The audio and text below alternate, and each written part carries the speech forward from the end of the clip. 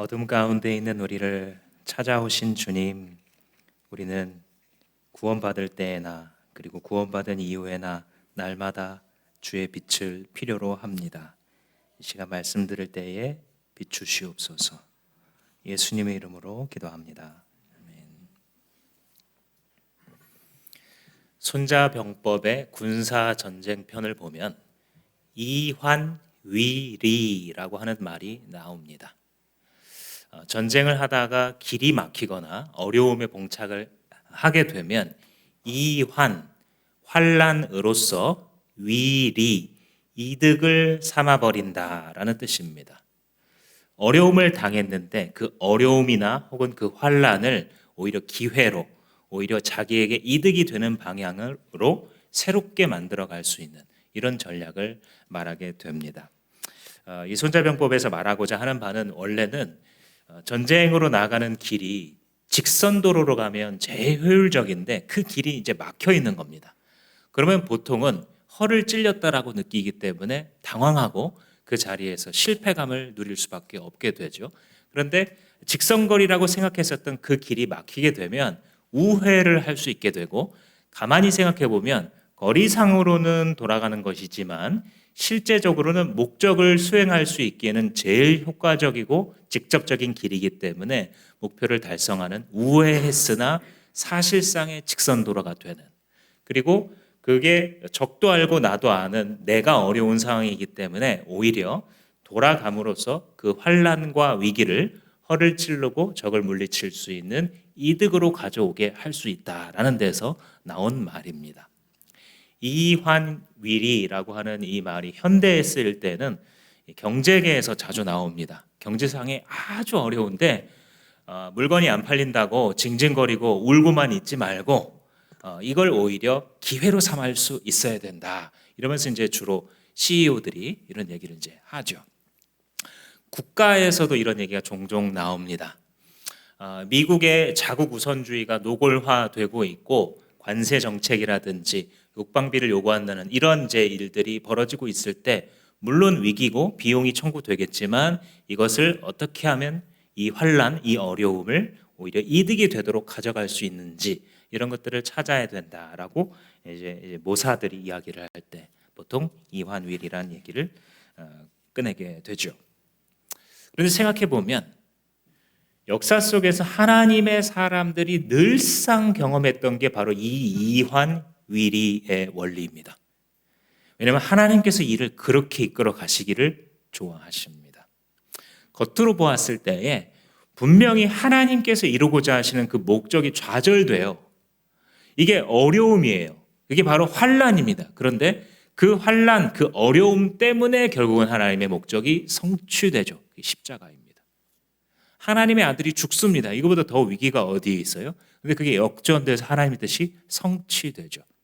하나님이 그런 분이시기 때문에 하나님의 백성들이 삶을 살고 신앙생활할 때에도 똑같은 걸 계속 경험합니다. 이환위리, 분명히 환란인데 분명히 나쁜 일인데 그것을 이득으로 삼아버릴 수 있는, 그리고 그 믿음대로 되어지는 것을 우리가 경험하게 되죠. 그 하나의 경험이 우리가 방금 읽은 8장에 나타나는 이 공동체의 모습입니다. 이 신약교회 공동체가, 예루살렘 교회 공동체가 어려움을 도리어 유익으로 삼아버린 예수 중심 공동체의 모습을 우리에게 잘 보여주고 있습니다. 이 본문의 배경은 사실 스데반 집사님을 둘러싸고 일어난 비극적이라고 할 만한 그런 사건이죠. 스데반 집사님은 사실 성령 충만한 것으로 유명한 사람이었습니다. 사도행전을 시작할 때 사도들이 성령이 충만해서 방언을 말하고 능력과 기적이 하나님 부어주시는 은사를 통해서 나타나게 되죠. 그리고 사도들이 설교할 때마다 이 예루살렘에 살고 있던 수천 명의 사람들이 회심을 하는 정말 전무후무한 이런 사건들이 계속해서 나타나게 되죠. 그런데 그분들이 그렇게 일을 잘 하다 보니까 많은 사람들이 교회 안에 늘어나게 됐고 사역의 수요가 높아집니다. 그래서 그 사람들에게 주로 구제한다든지 할 때 행정사역이라고 볼 수 있겠죠. 이런 일들을 사도들이 맡아서 하다 보니까 사역이 이중으로 약화됩니다. 행정사역에 계속 빵꾸가 나가지고 구제를 받아야 될 대상들이 자꾸 누락이 된다든지, 혹은 말씀 사역에도 또 빵꾸가 나가지고 그들이 말씀과 기도에 있어서 드려야 될 시간을 이런 데 이제 다 쏟아버리느라고 말씀 사역도 행정 사역도 이중으로 약화되는 이런 일이 벌어지게 되죠.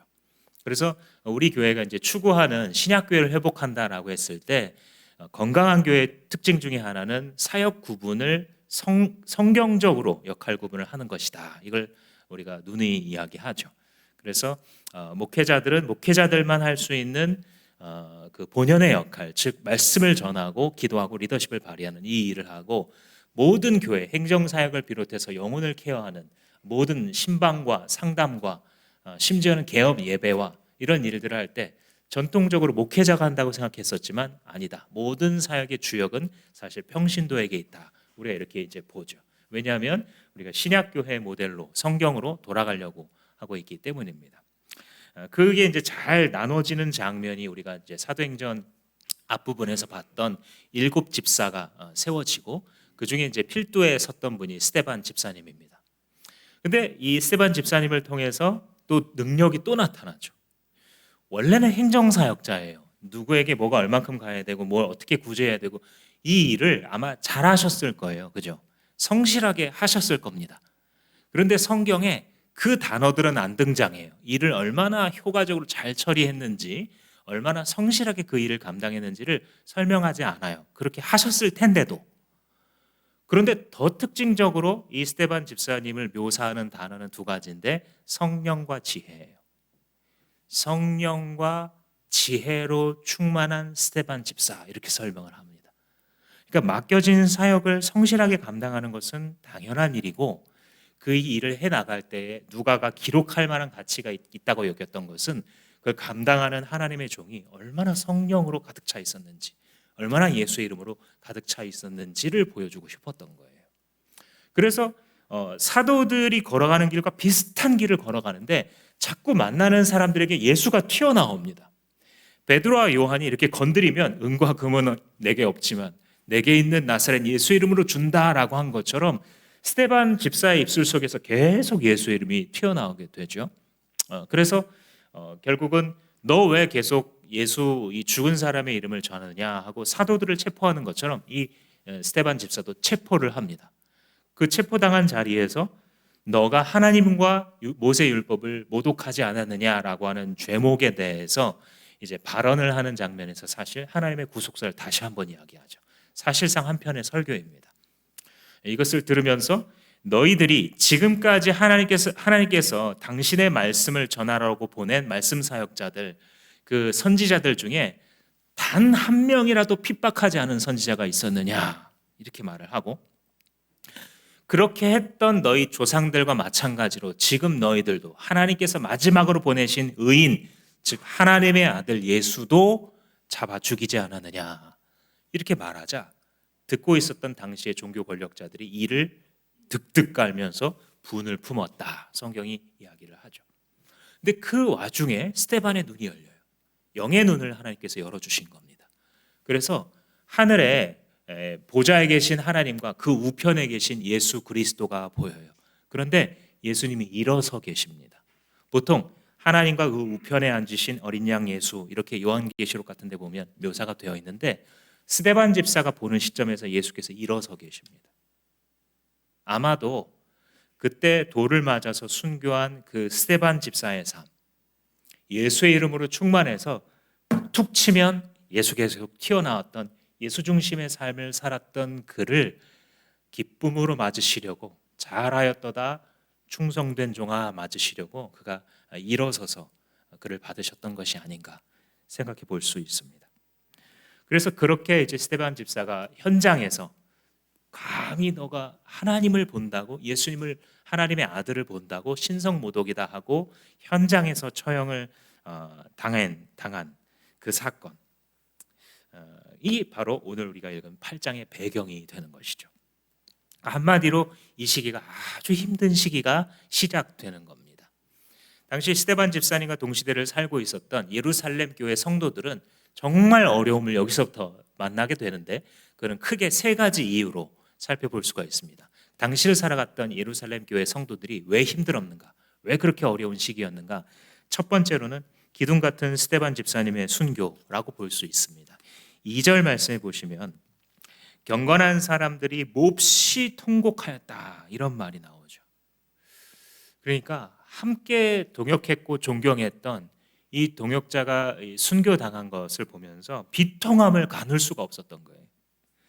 그래서 사실 자기들도 쫓겨가야 되는 급박한 상황이거든요. 근데 그 와중에서도 돌맞아 순교한 이 스데반 집사님의 참혹한 시신을 수습해서 장사하는 장면이죠. 그 장사를 지내면서 이 과정을 지내면서 자기들이 존경했었던, 자기들이 사랑했었던, 자기들과 함께 고생하며 주님의 일을 했었던 그를 생각하면서 아마도 그랬을지 몰라요. 하나님은 어쩌시려고 이러시냐고.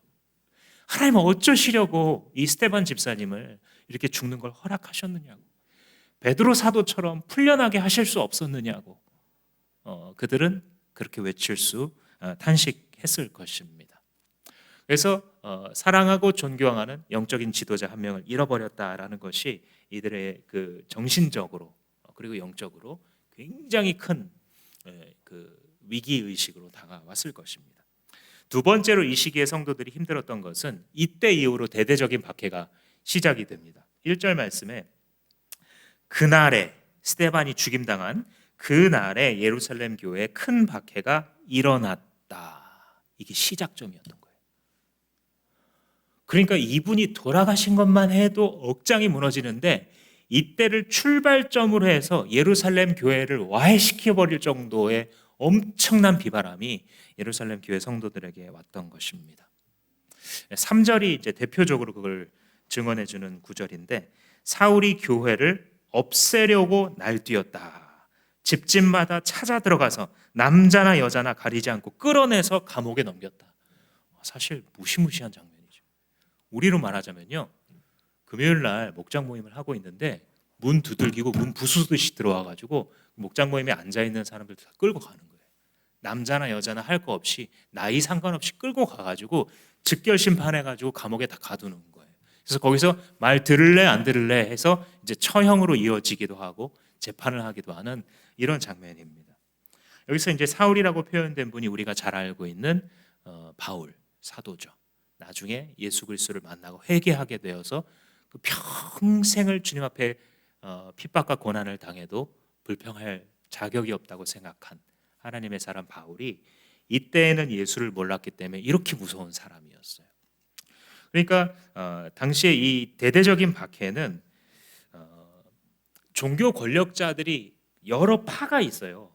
서로 경쟁하거나 싫어하는 파들이 한마음 한뜻이 되어서 교회를 핍박하는 시기입니다. 대제사장의 무리들은요, 사실 돈 때문에 이렇게 움직입니다. 자기들이 가지고 있는 그 종교 경제 있잖아요. 당시의 예루살렘을 거의 좌지우지하는 이거를 예수님이 자꾸 도전하고 그의 제자들도 비판을 하기 때문에 없애버리고 싶었을 겁니다. 근데 한편으로는 이 사도 바울과 같은 사울과 같은 이 바리새인 중에 순정파라고 볼 수 있어요. 모세의 율법이 곧 하나님의 뜻인데 자꾸 그거를 뭐 비판하는 것처럼 보이니까 예수님이 오해죠. 이분들을 억압하고 체포하고 필요하다면 죽이는 것이 하나님의 교회를 하나님을 잘 섬기는 것이다 이렇게 착각을 했어요. 이 사람은 사도 바울은 나중에 성품도 이제 보면 돈에 눈이 멀어서 이렇게 한 것은 아니에요.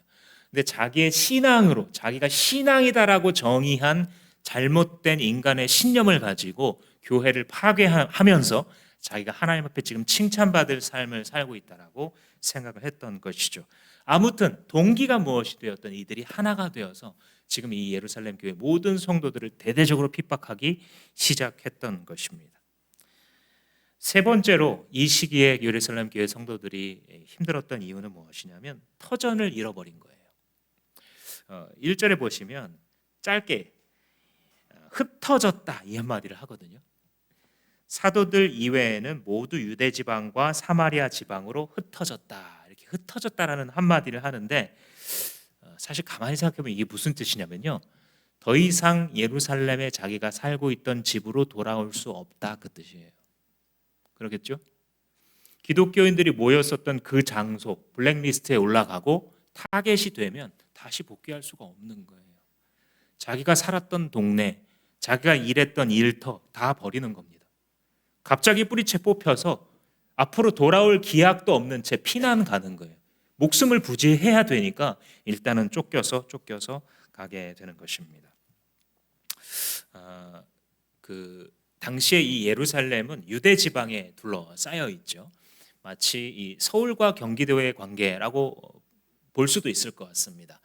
한 600제곱킬로미터 정도 되죠. 서울의 면적이.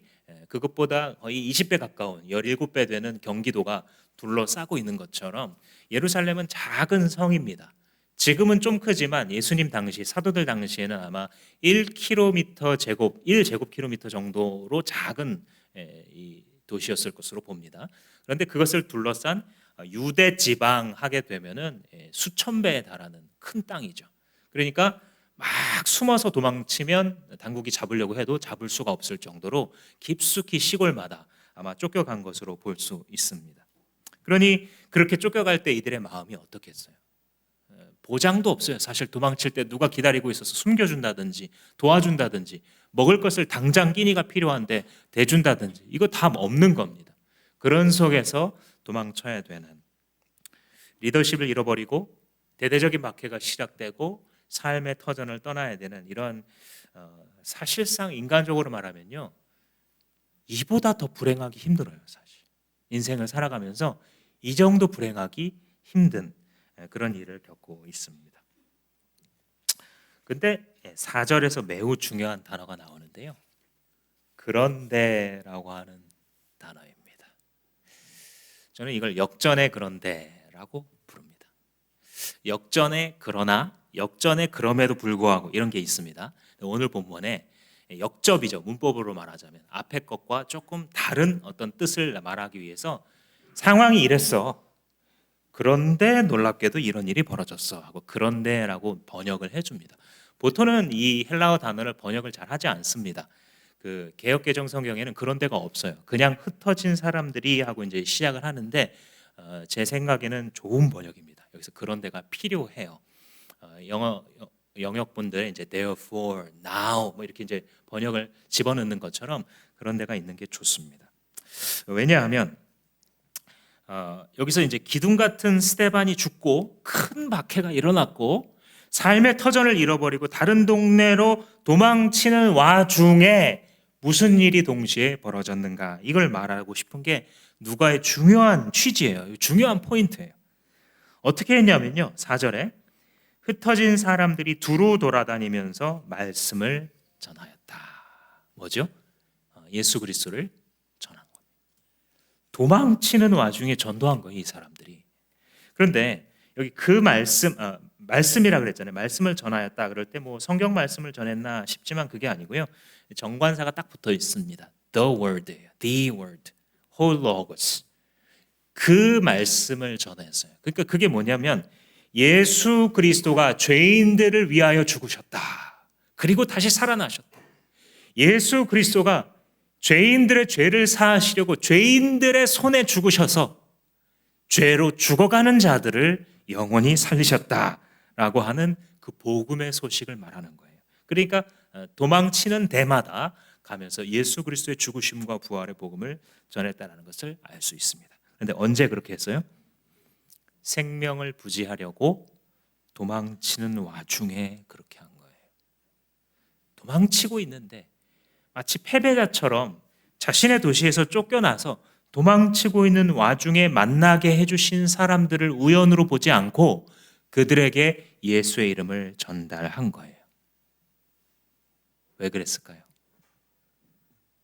왜 도망치고 있는데, 왜 자기 생명을 부지해야 되는데, 지금 당장 도망쳐서 더 급한 게 분명히 있을 것 같은데 우리 보기에는, 근데 왜 그들은 도망치는 각 동네에서 죽으시고 부활하신 구원자 예수 그리스도의 이름을 자꾸 전달했을까요? 그것은 이게 그들에게 현실이었기 때문입니다. 예수의 이름이 그들의 가장 큰 현실이었어요. 물론 인간적으로 보면 마주하고 있는 현실이 굉장히 크죠. 무시할 수 없어요. 사랑하는 사람이 체포당하거나 순교당하고 내가 일하려고 했었던 거 지금 터전이 끊어지고 다 막히고 망가지고 있는 거잖아요. 그런데 내가 마주한 그 현실도 작은 것은 아닐 텐데 그 현실보다 예수라고 하는 현실이 그들에게 더 컸구나라는 걸 알 수 있어요. 그래서 툭 찌르면 예수 이름이 나오는 사람들이 성경적인 공동체를 이루는 예루살렘 교회 교인들의 피난 모습이었어요. 이것은 꾸며낼 수 있는 게 아니에요. 갑자기 정신을 무장한다고 할 수 있는 게 아니에요. 예수가 그들의 현실이어야 돼요. 예수가 현대인들처럼 오늘날의 우리들처럼 관념 속에 존재해서 우리의 삶을 도와주는 존재 정도로 예수를 믿으면 그렇게 배우면 이런 일은 벌어지지 않아요.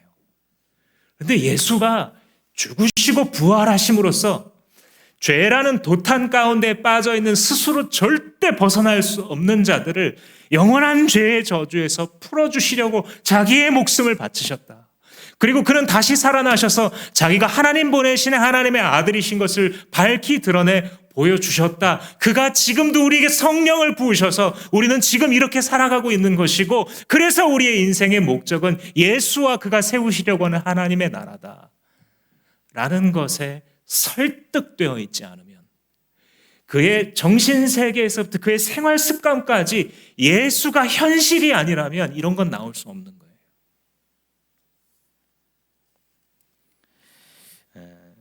분명히 그들도 직업이 있었을 거예요. 그죠? 하던 일이 있었을 겁니다. 먹고 살기 위해서. 분명히 그들도 챙겨야 할 가정이 있었을 거예요. 그리고 그들 중에 일부는 꾸려가야 될 사업이 있었을 거예요. 그럼에도 불구하고 그것이 다 망가졌음에도 예수라고 하는 이름을 말하지 않을 수 없어요.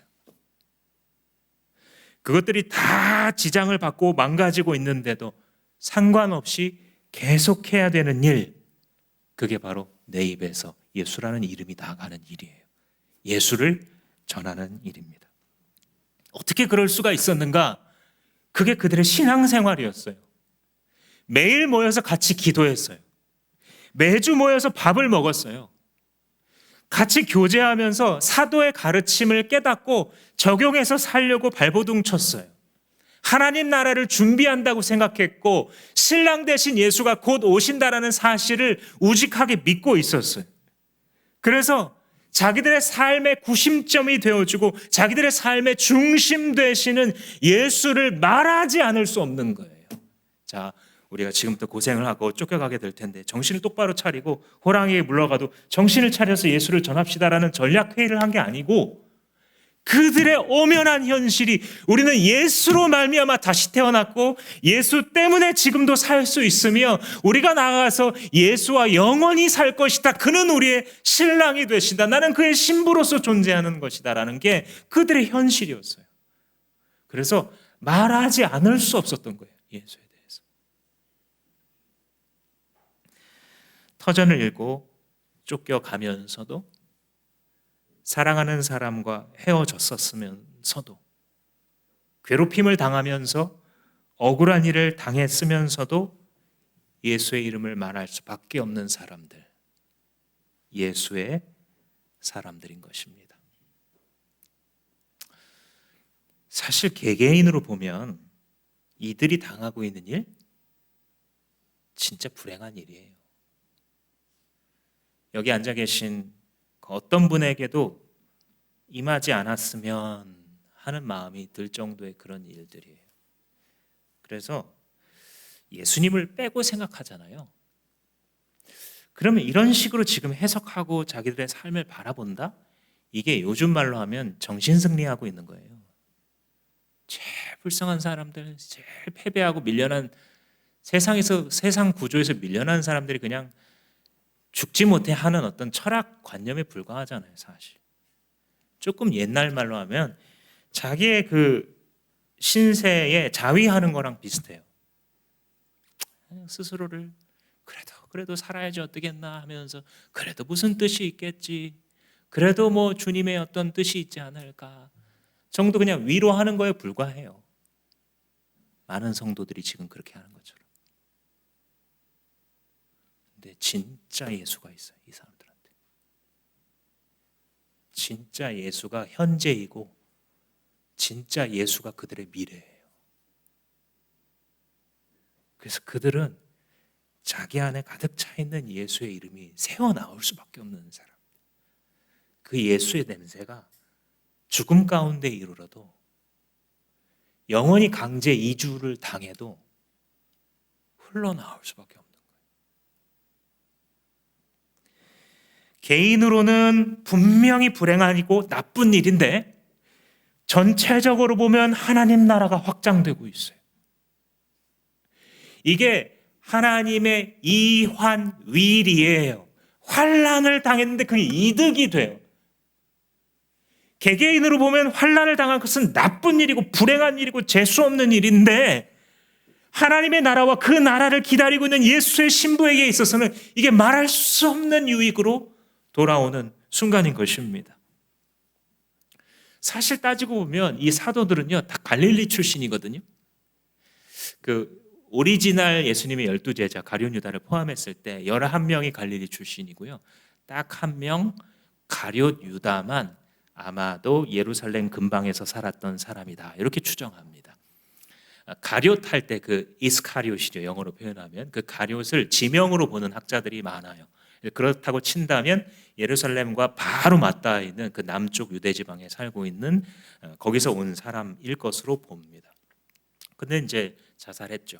예수님을 배신하고 다시 뽑은 마띠아도 갈릴리 출신일 것으로 봅니다. 왜냐하면 처음부터 예수와 함께 다닌 사람들 중에서 뽑았기 때문에.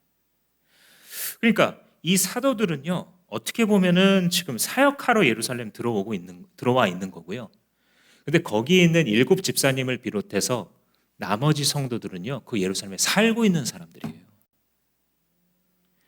그러니 거기서 살고 있었던 사람들은 아마도 개인의 소망은 뭐였냐면 그냥 예루살렘에 살면서 평안하게 신앙생활하는 거였을 거예요.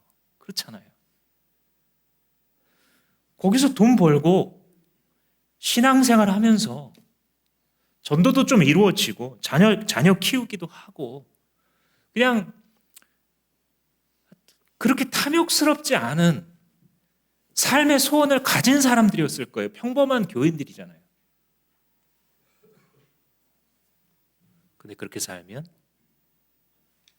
복음이 퍼져야 되는 예수 그리스도의 대사명이 이루어지기 어려워요. 이 예수를 믿은 사람들이 처음 예수를 믿은 이 수천 명의 크리스찬들이 그 자리에서 각자 자기가 그린 그림을 가지고 자기들의 안전한 자리에 머물러만 있어가지고는 주의 복음이 전파되기 어려워집니다.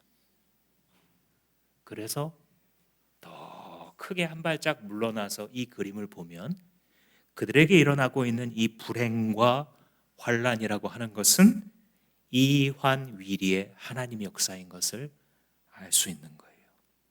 왜냐하면 목숨을 부지하기 위해서 도망치고 있는 이 사람들을 통해서 영혼을 구원하는 역사를 주님이 지금 이루고 계시기 때문인 거예요. 분명히 어려움을 겪고 있는 백성들인데 그들을 통해서 영원한 어려움에 빠져 있는 자들을 건지시는 역사가 일어나는 거예요. 개인적으로 보면 지금 순간적으로 보면 아주 큰 환난인데 그것을 유익으로 바꾸시는 하나님의 이환위리의 역사가 이루어지고 있는 것입니다. 여기서 중요한 질문 한 가지가 있어요. 하나님은 이런 이환위리의 역사, 즉 환난, 고생, 어려움을 유익으로 삼아버리시고 바꾸시는 그 역사를 누구를 통해서 이루시는가? 얼핏 생각하면 우리가 생각하기 좋아하는 습관은 뭐냐면 누구나를 통해서 주님이 이루시겠구나. 우리처럼 신앙생활하고 예수 믿는 사람들을 통해서 이런 환난을 당했는데 그 모든 환난은 다 의미가 있어서 좋은 곳으로 바꾸시는 하나님의 역사겠구나. 이렇게 해석하기가 쉬워요. 가만히 이 문맥을 묵상해 보세요. 정말 아무나 모든 예수 믿는 모든 교회 다니는 사람들의 환난이 이렇게 이득으로 바뀔까?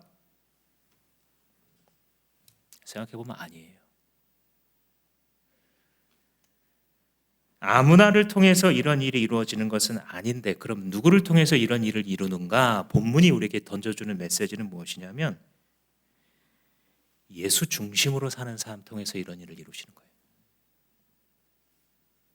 예수 이름 중심으로 사는 사람들. 그들의 삶이 예수의 이름으로 구조 지어진 사람들을 통해서 이 일을 이때도 이루셨고 2000년의 기독교 역사를 통해서도 이루셨던 거예요.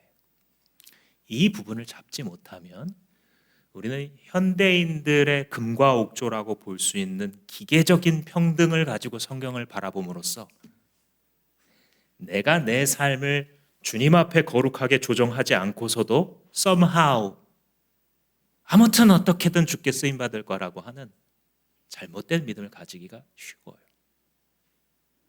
환난을 당했는데 그 환난이 주의 나라의 이득이 되고 나에게 유익이 되는 것은 예수 중심으로 살아가는 자에게 나타나는 하나님의 성령의 인증인 것입니다.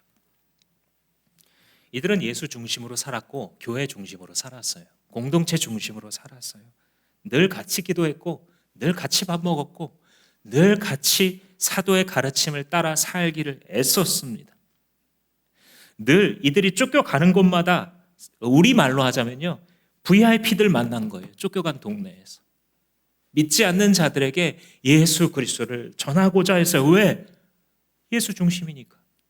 예수님이 제일 크게 말씀하신 유언과도 같은 말씀이 만나는 사람마다 복음 전하라는 거니까.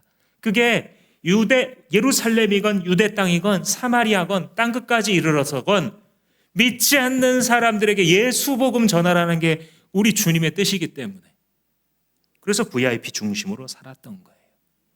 저는 예수 중심이라는 말을 여러분들이 관념적으로 받아들이고 감동하지 않았으면 좋겠어요. 우리는 그런 걸 되게 좋아해요. 그냥 뭔가 멋있는 철학적 개념화를 시켜서 용어를 만들어서 감동받고 잊어버리는 걸 좋아해요. 예수 중심으로 산다는 게 결국 뭐냐면요, 여러분 VIP 중심으로 사는 거예요. 결국 다 중간 거 다 걷어내고 본질만 딱 남기면 VIP 중심으로 사는 거예요. 영혼 구원하기 위해 내 삶을 재편하는 거예요. 이 직업이 영혼 구원하는 데 도움 되는가? 이 동네에 이사 가는 게 영혼 구원하는 데 도움이 되는가? 교회 세우고 목장 세우는 데 도움 되는가? 아이들 어떤 학교 보내고 어떻게 교육시키고, 모든 질문이 바로 이런 관점으로 수렴되어서 툭 치면 예수가 튀어나오는, 툭 치면 그의 나라와 영혼의 구원이 튀어나오는 그 사람들이 예수 중심으로 사는 사람이에요. 예수가 현실이 된 사람들이에요. 예수의 나라가 임박한 미래인 사람들. 먼 나라에 어느 몽롱한 아지랭이 피어오르는 날에 잠시 내 머리를 스치고 지나가는 개념으로서의 천국이 아니고, 예수께서 말씀하셨던 그대로 임박하여 내 눈앞에 대롱대롱 매달려 있어 너는 한시도 졸면 안 된다. 내가 속히 올 것이다 라고 말하셨던 그 예수의 말씀이 현실이 되어 임박하는 하나님의 나라가 현실인 사람들. 그 사람들을 통해 하나님이 이 일을 이루어 가십니다. 그러니까 유치원에 아이가 들어가면 과연 교육이 어떠할까? 이곳 출신들의 영어 실력이 어떠할까? 안 중요하지 않습니다. 따지십시오. 교육에 대해서 따져야 돼요. 그런데 훨씬 더 큰 현실이 있다 그랬죠, 그리스도인들은.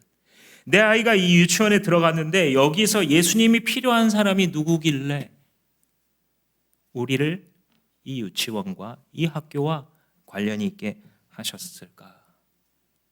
새 동네로 이사 갔는데 여기서 누구를 만나게 하실까 하고 있다가 누군가를 만나면 이 사람이 VIP구나. 이게 예수 중심이에요. 이게 복음 중심이에요.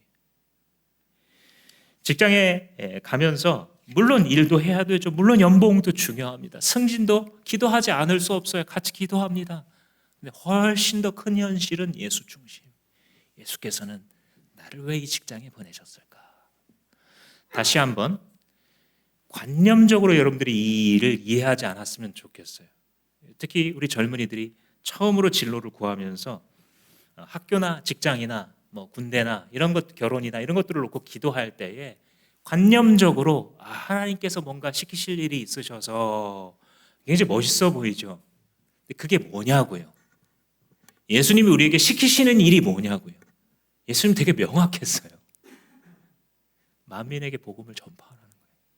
만민에게 예수 얘기를 해주는 거예요.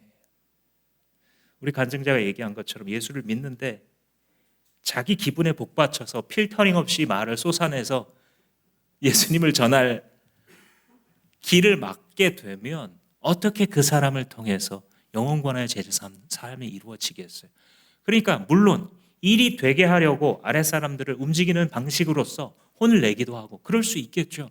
그런데 어디까지 그렇게 할 수 있겠는가의 가이드라인은 영혼 구원하는 데 도움이 되면 그렇게 하고 하지 않으면 그렇게 하지 않는 것이죠.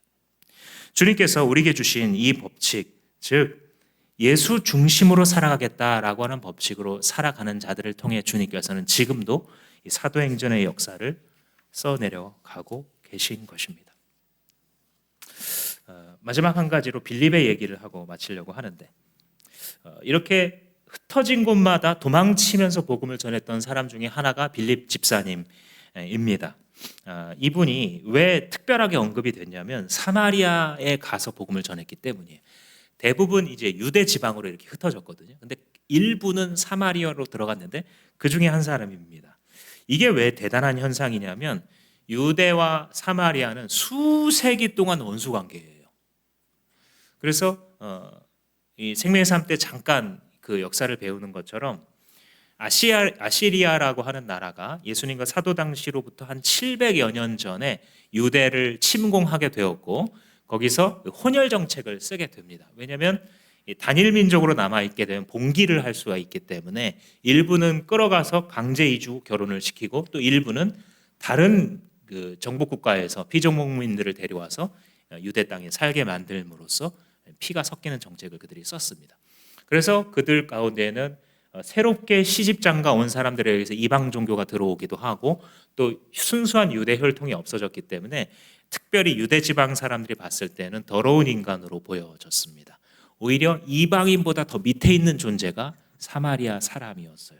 그래서 예수님이 강도당한 사람의 이웃이 누구냐 말했을 때 대제사장도 모른 채 지나치고 레위인도 모른 채 지나쳤는데 도와준 사람이 사마리아인이었다라는 사실에 격분했을 겁니다.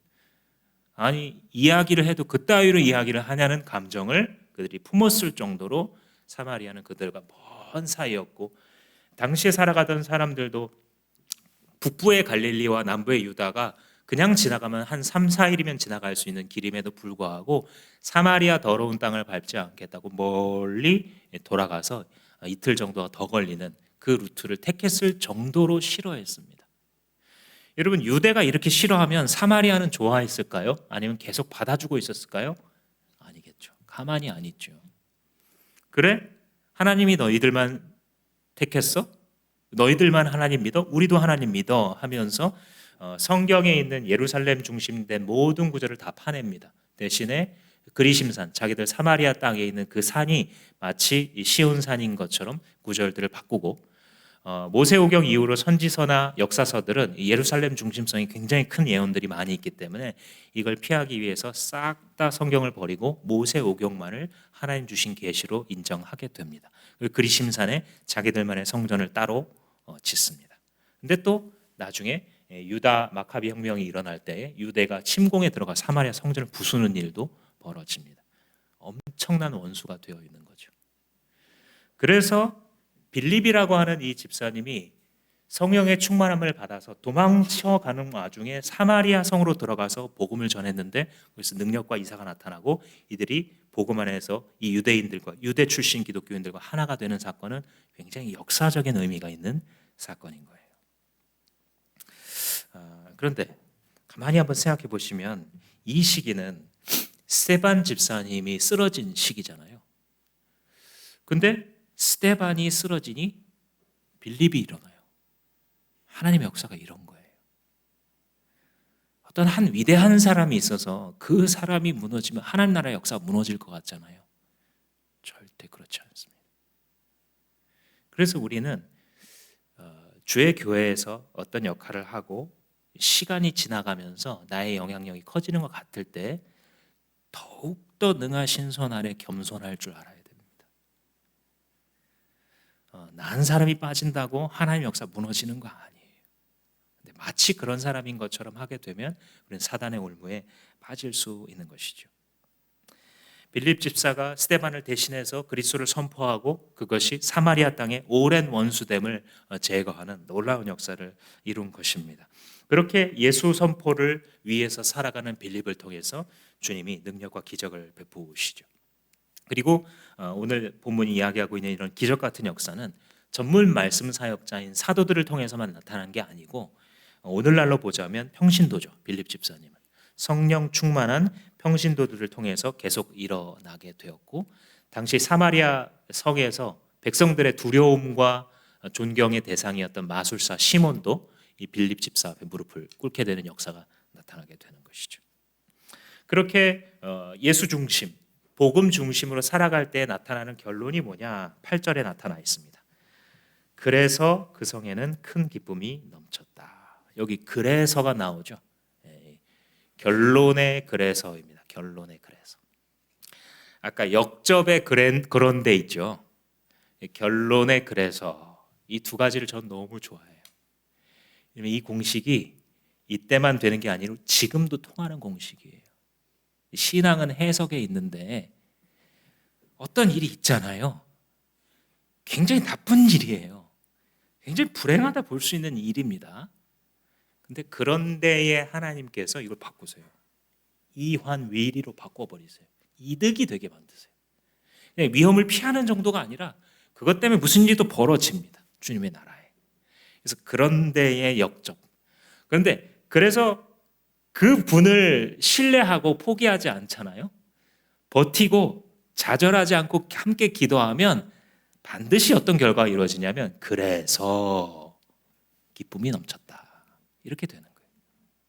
이게 예수 중심 사람들이 날마다 경험하는 일이에요. 지난 2000년간 끊임없이 경험했던 것이 바로 이 역접의 그런데와 결론의 그래서예요. 이건 지금도 변하지 않아요. 사랑하는 여러분들이 지금도 개인적으로 당한 어려움 가운데에 주님 앞에서 이거를 보신다면 똑같은 결론을 갖게 됩니다. 물론 당하는 일들의 모양은 다 다르죠. 그런데 그 결론이 무엇이에요? 예수 중심으로 살면, 공동체 중심으로 살면, 주의 복음 중심으로 살면 반드시 기쁨이 넘치게 됩니다. 지금 이곳에서는 예수의 복음을 받은 사마리아 사람들에게 기쁨이 넘쳤어요.